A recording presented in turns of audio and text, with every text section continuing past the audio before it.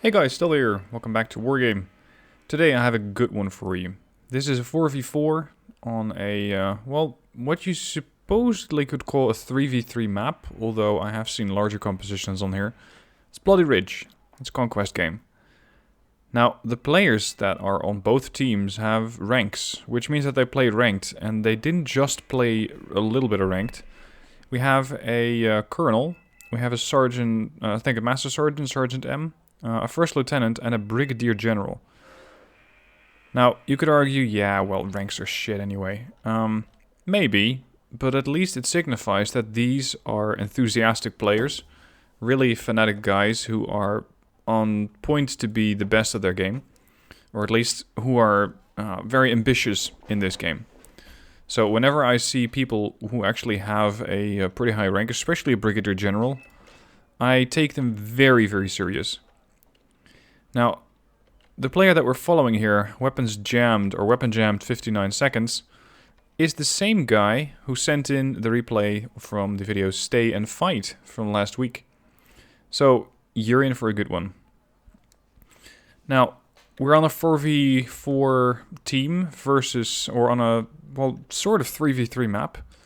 And I say that because usually you have one player going here, one player with preferably an armored deck or something alike goes to the middle, and one player goes to the right. If you're on 4v4 on this map, then that usually means that you're going to be having a player either supporting all flanks, which generally doesn't work that well. At least when I tried it, it just didn't suit my playstyle too well, because if I was focused on India, something would happen in Gulf, and normally I'm a little zoomed in, so I see stuff over here, and I miss stuff over there. So that's normally why I prefer not to spread out, but instead have two players on one flank. For example, India. So two players can keep an eye on this flank while they know that their right side is secure by the other two players.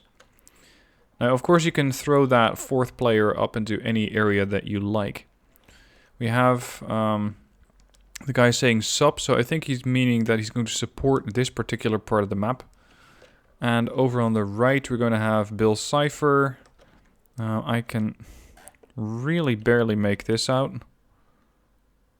I think this is Weapons Jammed, but in case you're ever wondering what color blindness is like, I can almost not read the player tag of the person who wrote this attack marker.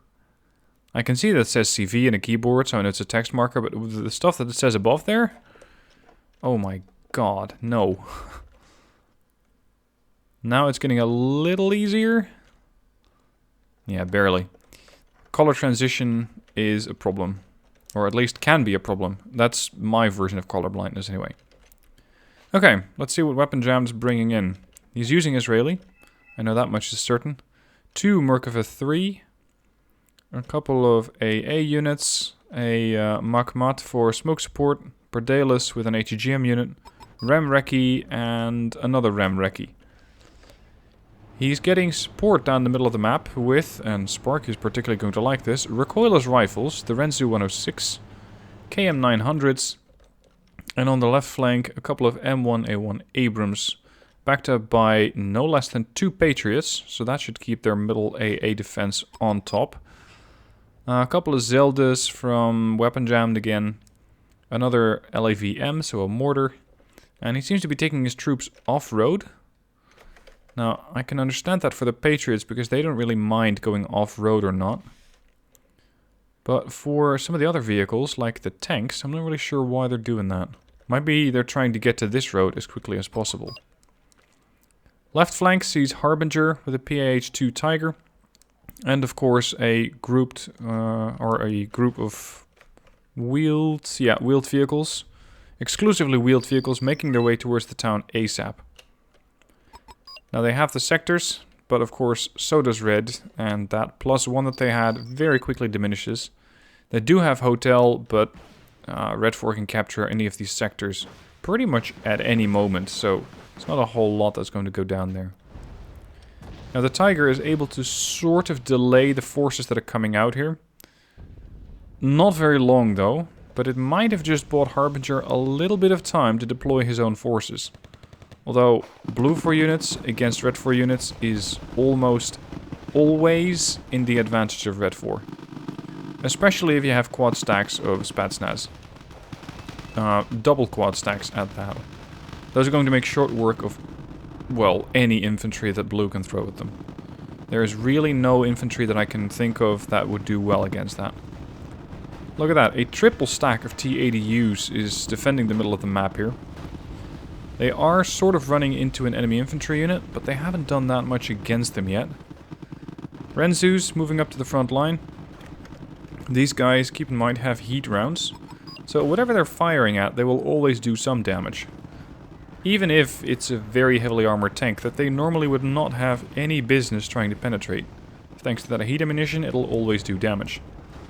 The same can also be said for the Abrams, which are taking a lot of damage thanks to the T-80UM's heat HGMs which are being fired at them. And unfortunately, thanks to both the combination of the T-80U and the... T-80UM, by the way, T-80U, and the aircraft that just broke down here, both of the Abrams are dead. That does leave the Merkava 3s on the front line. And they're not arriving a moment too soon, because those T-80Us are getting really quite aggressive. The Renzus are trying to take aim and doing some damage against them, but these things have a lot of armor. And despite the fact that they will always do some damage, it's only 1 point if you're dealing with the levels of armor to this extent. Fortunately, the T-80Us have run out of infantry support, so they're very quickly disengaging. And that is one thing that I really like about the T-80U. They have a speed of 75 kph, allowing them to very quickly maneuver from one side to the other, depending on where they are needed. Now they're not alone. They got a triple stack of Modernas backing them up. This combined is a very, very big threat. And at the moment blue does not seem to have too much to counter that. Now the right flank generally doesn't see too much action. A couple of Japanese forces have taken a position here. They have their AA, reconnaissance, AGGM, recoilless rifle AGGM, and, well, yeah, I'm not really sure if you would want to call that AGGM or a light anti-tank weapon. So Chongsu also backing them up here, and on the right flank a couple of KAF V25s and a recon unit instead, or in case we have a helicopter offensive coming over that ridge. For the moment, blue on the left is not doing very well. And this might have had something to do with those quad stacks of Spetsnaz forces that we've seen initially. A couple new Commander Marines are coming in, but, well, it's only waiting until they're gonna get kicked out of this sector. With forces like that, you're going to have to try and overwhelm them or somehow get rid of them with other units than infantry, because infantry is just... they're going to get eaten alive by quad stacks of Spetsnaz. Now so far, the battle is fairly balanced, although blue does not have control of India at the moment. If they did, that would mean that they would be getting a point. But currently, they seem more focused on bringing in reinforcements here and actually holding on to the sector. In which case, you don't even need or want a command vehicle. You just want to get, well, as many warm bodies into this town as possible just to hold it. And the CV can always come in later. And you can see that other allies are also coming to assist. It's no longer just Harbinger. We also have Weapon Jammed coming in. And I thought that there were some other units being wheeled in there. Yeah, Bill Cypher sent a couple of KA V25s. I saw them spawn in here, so they're on their way there. But until they are, the Delta Force and the Commander Marines are going to try and hold out there. This means that all 4 players now have infantry assets in this town. And in the meanwhile, of course, the battle in the middle is still raging. The infantry on infantry fighting here seems to be currently in the advantage of Red 4, which means that they have this forest. The tanks that Weapon Jam put forth were forced to retreat, as they did take some damage. That means that these guys don't really have a lot of threats. The Remrekis are trying to hold them off, but they're not really doing a fantastic job at that, because they simply don't have the armament for it. Normally you'd say that the Maglans do, but the Maglans are out of ammo. And Weapon Jammed. I think this guy got his weapons jammed by Weapon Jammed. How about that? Anyway, the OT-64 fortunately has his weapon jammed, otherwise he would make very quick work of the Maglans. And so far it's just a battle of the machine guns over here. With none of these machine guns being particularly accurate, and pretty much all of these machine guns waiting until they encounter something with an autocannon. Or something bigger. And it looks like the autocannons are about to arrive. A couple of BVP M80As. Those have very lethal autocannons. And there you go, that was the Maglans immediately wiped out. Just vanished. OT-64A is still stuck, but the Remrecki is gone. The KM-900's been severely damaged. And there's really nothing that's holding on to this flank anymore. So their fallback position is this. Where we have a Dorban LR and a Maglan. And that's the extent of the AT capability here. Now, you have this little line. This tree line slash... well, I'm not even sure if you could call it a tree line. It's a bit of shrub. You can use it for cover. And under the... well, depending on which side you're on, under poor conditions, it will also block line of sight for HGMs.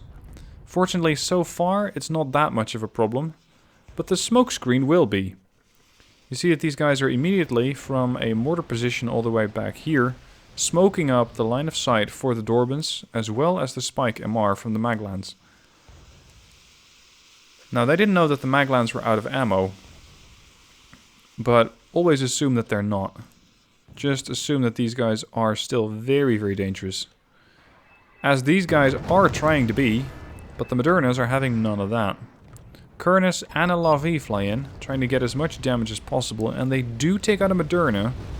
The other Moderna takes severe beating from two Merkavas, and that's the second Moderna dead. Now, initially there were 3, so it is entirely possible that the third one either got detached and is repairing, or has already been killed. But I haven't seen it get killed, so let's assume it's still somewhere in the back trying to get healed up. More T-80Us are coming towards the left side. Now, you could argue that tanks have no business being on this side of the map. And this Peace Rhine would entirely agree with you. Unfortunately, he will not be able to tell the tale of that. But HGMs in this town, or short-range infantry fighting with high-end AT weapons, usually makes this a fairly dangerous area for a tank. This time around, the T-80U and the M1A1 seem to be getting it off on a fairly equal footing. But the M1A1 has definitely taken more damage than the T-80U, so he's forced to fall back. The battle in the town once again continues, with forces from 3 different players, so that's 3 different nations, trying to, well, vie for positions in this town. Delta Force, Commando Marines, a couple of supporting units here, an M1A1, a Brennus, another M1A1, a Luchs with an autocannon, always handy to have. But they got 50 Cartinieri in there. So, as much fire support units as you have, the infantry here, without further infantry support, is not really going to hold out. And yes, they are definitely losing the infantry here very quickly, but not quick enough. And if that was the only infantry, you'd probably, well, buy enough time for further infantry to come in. But not with 40 Spetsnaz coming down on you. So Red 4 is definitely in control of this town. Red 4 is also getting very close to the position in Hotel. You can see they've smoked up this position, making sure that they can safely capture this forest over here. While the town, with HGMs and potential further fire support units, is rendered entirely ineffective. It just cannot do anything. It's just sitting there. And more smoke is being rained down to make sure that this town is going to remain ineffective for the foreseeable future. All the while, Red 4 can reinforce this position. The Vihor, not concerned with HGMs coming out of this town, is just aggressively pushing out here, taking shots at whatever it can find. The Gavati were probably trying to move up to this line, but not through a hail of autocannon fire. So they're trying to get into the safety of the smoke, but they're not quite getting there. One group of Gavati wiped out. Mirage 7 Gemel coming in. Not really a threat for the Vihor, but they might be able to keep some of those M88s with their autocannons at range for the Gavati to come back in. And at this point, Blue also starts adding to the confusion by throwing their own smoke screens.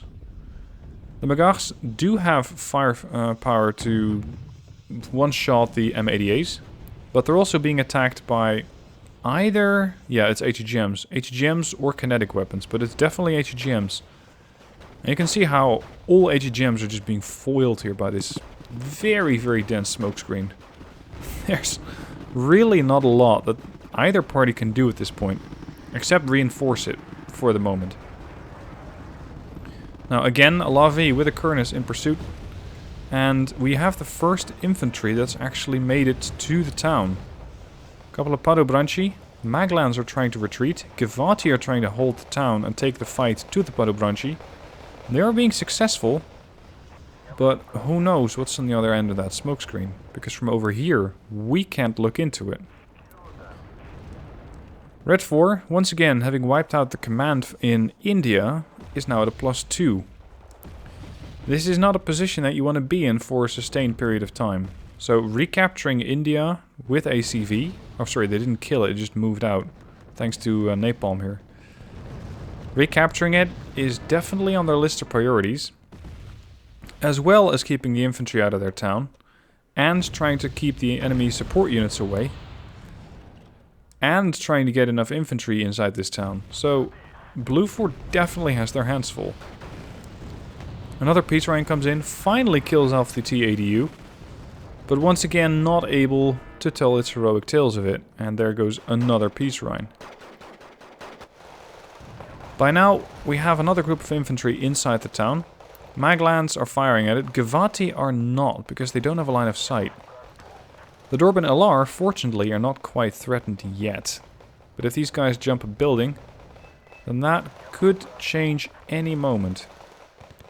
A Humvee, a Humvee drives right up to the door and delivers Delta Force on the other side of the road. That was ballsy. I'm not sure if I think the Humvee was being sent here before the infantry was actually here. Unfortunately, Delta cannot quite get a shot off, but the Gavati can. And thanks to that, the Maglans just might live to fight more armor and more infantry, as it's probably going to come down here. New smokescreen being thrown up by one Makmat. And as you can see, the Zeldas are not far behind. They're quickly rushing up to this forest, trying to at least get a foothold in this sector, so that they might even, well, they might try to get back into it.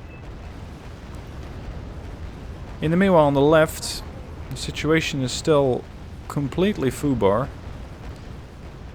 Commander Marines, so far, seem to be out of range from the Spetsnaz, or at least out of reach. So the Spetsnaz seem to be one building over. Navy SEALs holding the line here, but again, a couple of Spetsnaz are going to take them out very quickly, especially since the Spetsnaz from over here would have cover, and the Navy SEALs do not. So this left side is still very, very precocious. Another combination of a Kurnus and a Lavi comes in. Does a little bit of damage, but unfortunately it seems like it might also have wiped out almost all of the Gavati which were challenging that forest. So, out of those initial 4 Zeldas, maybe they all made it to the forest, but then they got wiped out. Dorban Alar currently on the front line, as another attack seems to have occurred over here, wiping out the Maglans. So these guys are still dangerous, but they don't have a spotter, or at least not as good as you would like. They're giving chase to the Vihor, and so far I'm not seeing an explosion from the Vihor, so that last missile did hit, but it did not kill the Vihor. It's still out there. Over on the left, the Pathfinders are facing off against Gornostrelki, and it looks like they will win this fight, but the Commando Marines probably cannot say the same. Commando Marines 35 a pop, with the Karten Yekeri 25 a pop, so we're all throwing very expensive infantry into this town. But the question is, who's going to be able to, well, provide the most fire support? See, the closer you get to this forest, the better Blue's fire support gets. The more you push in there, the better Red's fire support gets. At least for the moment, they're not losing points anymore. Well, that didn't last long. It is thanks to this Achsarit Pikud, which is a very heavily armored command infantry, or command unit, APC. It's sort of concealed by the smokescreen thrown up by the napalm, but there's not a whole lot that needs to happen for Red 4 to spot this unit. Also, one Magach 7, very bravely pushing into this road, and interestingly not encountering a lot of resistance. The same cannot quite be said for the Merkavas. They are keeping the Modernas at bay, and they're doing damage to the Modernas, but they're also being pushed back by multiple HGM launches here. And they're taking a lot of damage. That was an AT plane. That looks like they were able to hit... Was that a BV? Might have been a BV, killing off the command vehicle there. And one of the Merkavas has also died. The T-72s, though, seem to be in pretty good operating order. This is when ideally you'd want to have those Dorban LRs firing at them, but they're out of missiles. So, while the Modernas are retreating, the Dorbans are stocking up on ammo, and we might be able to get them next time. Red 4, still at a +1, is currently sitting at 214 out of the 500 points that they need. So this can go either way, but it looks very much like it is going to be Red 4's op.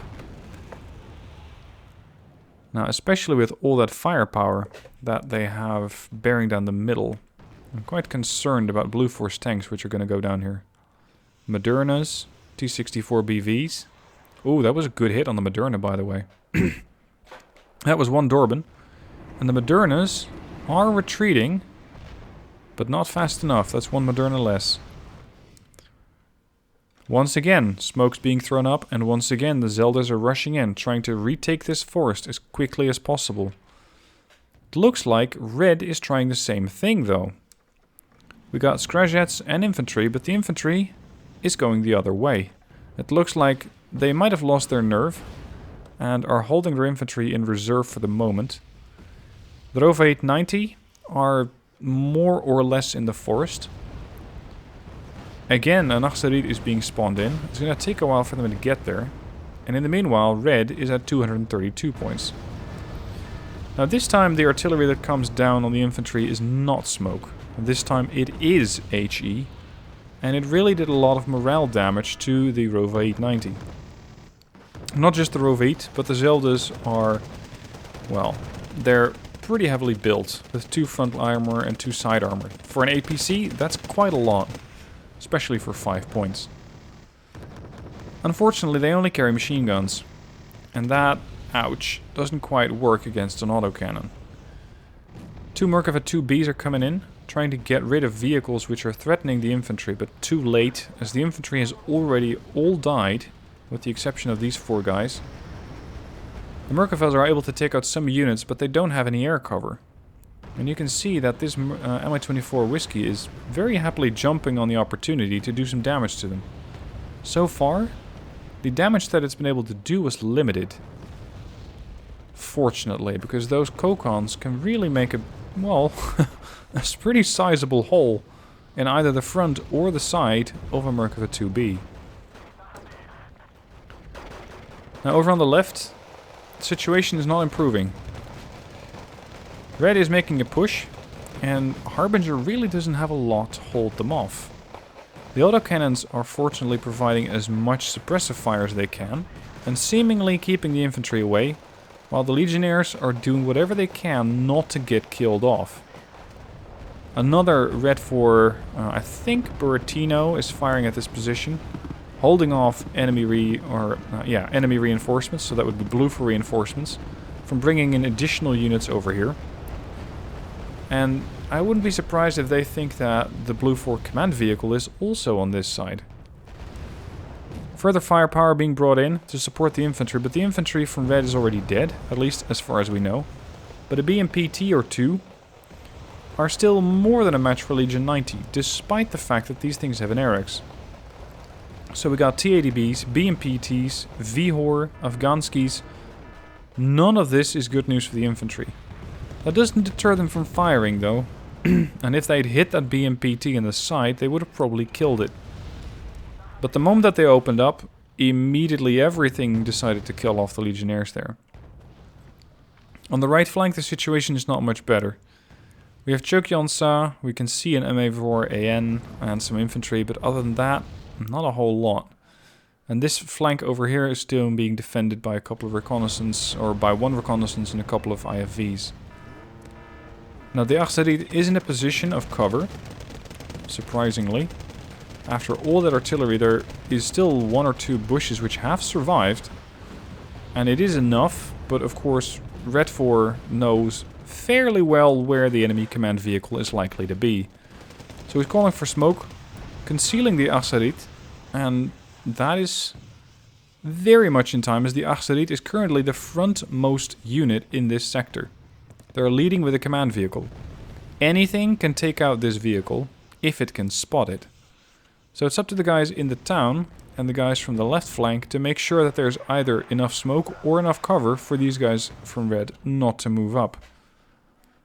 Merkava 3B coming forward quickly. Well, as quick as it can in these situations. 60 kph off-road.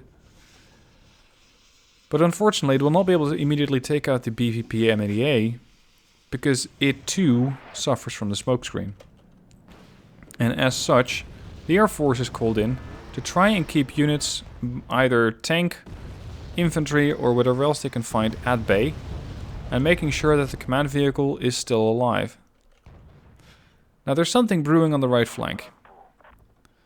We got Nanayon Shikajis, infantry, Humvees, short arrows, KAV-25s, and a mortar. Something's gonna happen on this side. In the meanwhile, something has also happened on the left side, where there is very little sign of any French units left. It's just the Canadians. The Canadians and one Flakpanzer Gepard. They also get a little bit more Legionnaires here, but other than that, there is very little left here. They're once again throwing up smokescreen, pushing up with a couple of empty transports. These guys might be the distraction so that the Legionnaires over here can actually move to the tree line and hopefully make it there without being killed off. The same cannot be said for the transports. Transports immediately get wiped out. Now he's pushing through with a Merkava 3B. That's very risky. And of course he knows that, but at this point they have to try and find that command vehicle because they only got 15 minutes left. So, risk be damned, we're moving forward. And there's only two units to move forward. A Rova 890 and a Merkava 2, because the Merkava 3 is effectively out of the fight. And now it's entirely out of the fight. Time for the right flank to make their move. Specialny Yetnotki seem to be the only thing that's currently holding this town. And that won't be the situation for too much longer if the Socheong Su-85 have anything to say about it. There's also 60 Haebyung 90 coming in. More guys in the Humvees, KAV-25s per autocannon fire support, and further LVTP-7s to move on this town. Now this is a 2-point sector. They can neutralize that. That would get them back in the game. But they only have 15 minutes left. It would get them back in the game, but is it fast enough? They have a little bit of friendly AA doing away with the Red 4 helicopters. VHOR is currently working over a couple of LVTPs, entirely unchallenged, but in doing so it's giving its position away. And the same can be said for the M84AN.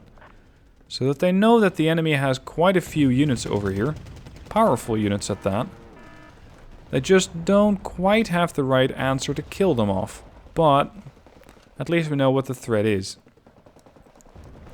And by bringing those LVTP-7s forward, they were able to flush these guys out. Just baited them in. Nanayon Shikijis very aggressively pushing forward. Unfortunately overextending a little bit and getting outside of the safety bubble from the AA. So the short arrow is not in a position to help these guys when the MI-35 comes in. The K1A ones are, however, able to take out at least one tank, potentially more, but at grave cost to themselves. As a jet comes in, wipes out a K1A one. His partner is completely unfazed. Does not take any damage. Although that HEGM came awfully close. And now they have this sector neutralized. So they have a +1. That has to do with the fact that India, once again, is neutral. If they'd have India, they would at least be at a +2. 13 minutes left. And we still have 230 points to go if you want to get at least a draw. But they're definitely making progress. The right flank is in Charlie. The left flank, or the middle, has made it to Foxtrot. And is once again neutralizing Foxtrot. Note again the smoke screen, which is sort of covering the Arsarid from the left flank, so that this T-72B cannot fight it. Merkava 3 coming forward, trying to take out the T-72 at short range. T-72 does get a shot off, worries the Merkava, but it did kill it.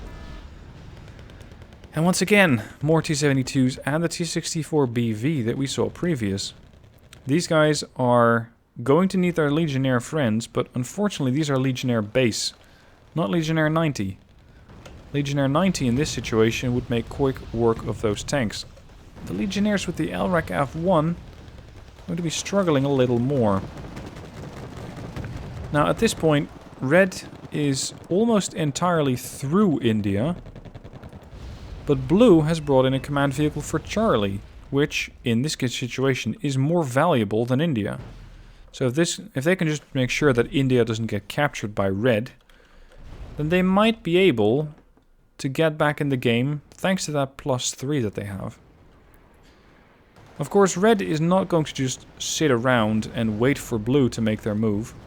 They're hitting this town with HE artillery. Kutai 90 are taking a little bit of fire, but there's not a whole lot that needs to happen for these guys to already be, well, more worried about their current situation than they are. Air Force comes in, drops 500 kilogram bombs right on top of the infantry, trying to get as much morale damage into the back buildings as possible, so that the infantry can push through the front line with fire support and then wipe out the rest. These Haebyung unfortunately got caught out in the open, and the autocannons of course have a field day tackling the Haebyung 90. But the other infantry units are not quite able to make that much progress, or at least not yet. Also note how temporarily they were the +4. I think Red 4 might have been moving their command vehicle and Foxtrot around. There we go. Foxtrot is neutral. India is recaptured. As shaky as it is, they do have it. And unfortunately, the command vehicle over here seems to be currently countered by a command vehicle somewhere back there. Or... no, they're not moving around. So I think it's being... yeah, there we go. It's a command tank. M84. We need to spot that thing. And shut it down. And fast. More infantry trying to get to a position where they can, well, make a move on the command infantry. But there is as much infantry as Harbinger can put, or not just Harbinger, but also Bill Cipher, as they can put between the enemy and their command unit. They have to defend this commanding officer here. Unfortunately, Red is not making it easy. Artillery, HE droppings, autocannons, tanks, Pragas. They're throwing everything at them as quickly as possible. Now it looks like... yeah, they're still at a +2, 9 minutes to go. Haebyung 90, holding the line on the left. Here come the Pragas. You can see how he's not quite giving in to them just yet. There we go, that's one BMP2 less. Also a couple of K1s, but keep in mind that the terrain here is tricky. There's dips and rises everywhere. And if that isn't too much of a problem, then the town will be.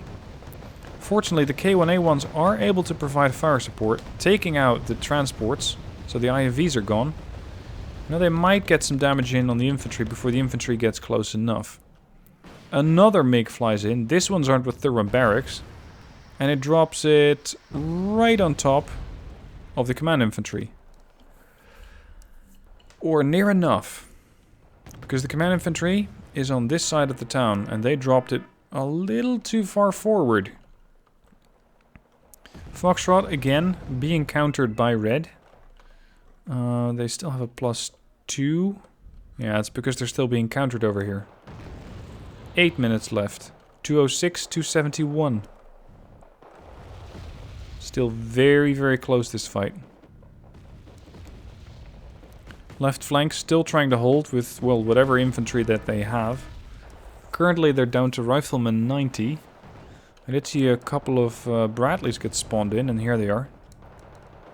Bradleys at this range can be very effective with their Bushmaster cannon. They're pretty pricey at 35 points. Their TOW 2 will damage every vehicle in the game, if they live long enough to land a shot on target. Now again, they are pricey, so bringing these things in is limiting the amount of forces that you can bring in. So he's going for a little bit more quality over quantity here. And, well, we're going to see if that pans out. Looks like they were able to neutralize the command vehicle from red in Charlie, to the point where they once again have it. 256 points versus 271. 7 minutes left. This means that blue will win. Despite being heavily pushed initially, and red making it to 250 plus points, so far, blue seems to have made a comeback. Unless red still has something hidden away that we're not seeing yet. There we go. DD surrenders. He's had enough. That's a red 4 player, by the way. Look at the firepower and how quickly the infantry just chews through the enemy forces here. Another thermobaric MiG comes in. And another L-15. Cluster bombs and HE. An Avia even. 1,500 kilogram bombs. There goes their Brigadier General. They're at 320 points. And at this point, the other players just pretty much say, yeah, you got it. Well done. It is over. I hadn't quite expected this comeback from red. Sorry, from blue. These guys were definitely on the losing side. They got their ass handed to them on the left. They fought with, well, virtually every infantry unit that they could. But they were not able to hold on to the left. That's where, once again, that infantry dominance from Red 4 gets highlighted. Aside from that, really, really good game. Hope you enjoyed it too. If you have another good one like this, be sure to send it in. That goes for Little Loyal, as well as, of course, all of you guys. And you can do that through the link down below in the description. If you liked the video, and if you like more of my videos, then consider becoming a patron, because I could always use more support for the channel. And that's it for today. Thank you for watching. I hope you enjoyed this video. Keep it in mind in case you're ever on a losing battle and you think, well, might as well surrender. Don't surrender. Try to come back on a flank where they might not expect it. And who knows. Good luck out there on the battlefield, and I'll see you in another video.